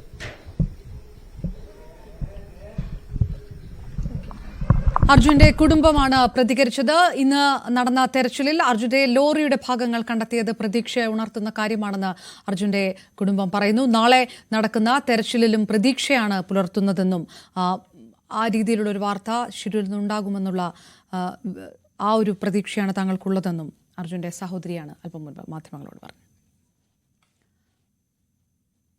പൂർണ്ണമാകിയാണ് ലൈവ് 6. ഇടവേളയ്ക്ക് ശേഷം കാണാം പ്രൈം ടിവി.